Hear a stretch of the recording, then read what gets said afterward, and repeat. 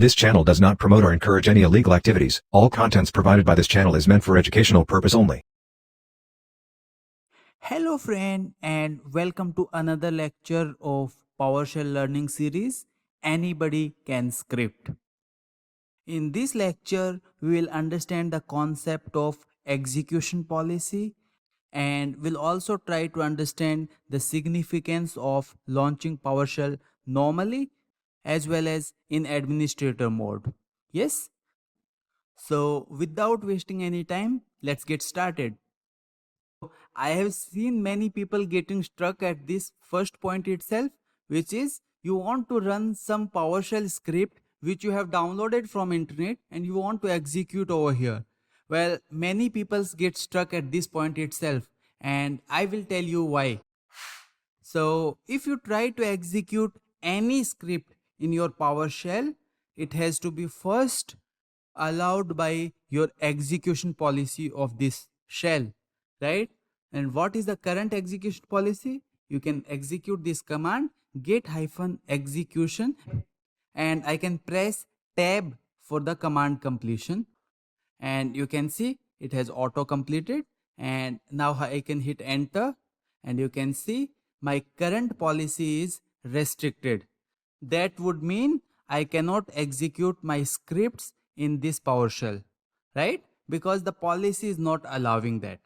Now, why would Microsoft keep this execution policy as restricted by default? Well, because your system is directly exposed to internet, so it is very important that the hackers who somehow got access to your system at least should not be given administrator access of this shell, because if they have administrative access of this shell then they can do pretty much anything, right? So for this reason by default it is restricted, but this is not applicable on your servers, your Windows servers which you keep inside your firewall. Various antiviruses are running and then you have different layers of security around that. There PowerShell's execution policy is not restricted by default. So let's try to change the execution policy now so that we are allowed to execute the scripts. So I will execute this command set because I'm setting something and then press hyphen. So this is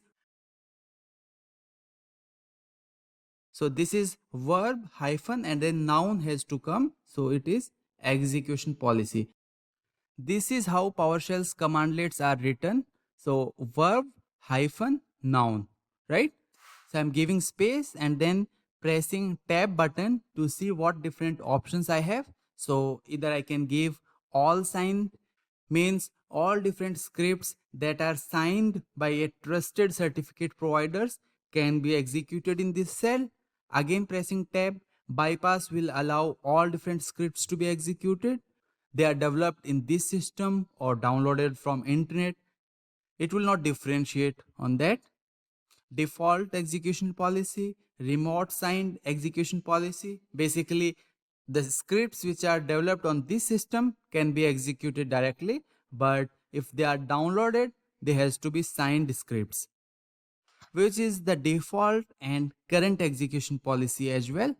So like this, there are certain execution policies defined. So if you want to know more about execution policy, if you want to know more about the execution policy, you can directly browse on internet or wait for some time and let me show you how to get help about different PowerShell commandlets in PowerShell, right?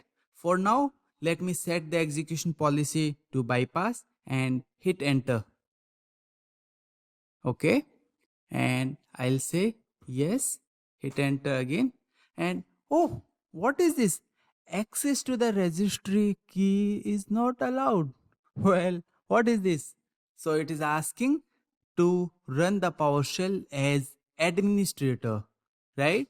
So this is the same thing which we were talking about earlier, right? Now you understand why we have to sometimes launch PowerShell as administrator, and some of the work we can directly do without even administrator role. For example, PowerShell thinks there is no harm in showing the execution policy, current execution policy, right? There's no harm if the user gets to know that current execution policy is restricted. So it allowed that command to execute.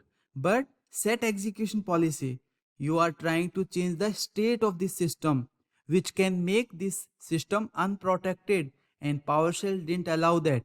It said, first become administrator, then I can think. Otherwise, go away, right? Get lost. So let me launch PowerShell again in administrator mode this time. And there we go. So this time we are administrator, right? I'll keep this aside and let me execute this command, set execution policy. And I want to set as bypass. Hit enter, pass Y, yes, and yes, it's done. Git execution policy is set to bypass now. Now you are allowed to execute the different scripts on this system. How cool is that? So Git execution policy has got this opportunity to be the first commandlet which we have explored in this series. How lucky is this commandlet, isn't it? Now, let me tell you, if you have two versions of PowerShell, be sure in the version where you have set this policy, you have to check, right? Don't set the execution policy in 64-bit version and expect it to be seen in 32-bit version, right? So this is depending upon which shell out of these two you are setting, it will reflect accordingly, right? All right, let me close this now. Don't need admin session. So when it is not needed, when you are sure that for doing this task administrator is not needed, you should not launch in administrator mode, right? This is a very basic thing. You launch in administrator mode when you really need it, because it is very powerful. By mistake, if you do something wrong, it will allow that. So that is the thing you have to be very careful. If you come from Linux background, it is like sudo, right? Linux people need not to be told about Linux people need not to be taught about sudo, at least from my side. I am a dedicated Windows lover, hardly have worked in Linux. Alright, my dear friends, I hope now you are clear on PowerShell's execution policy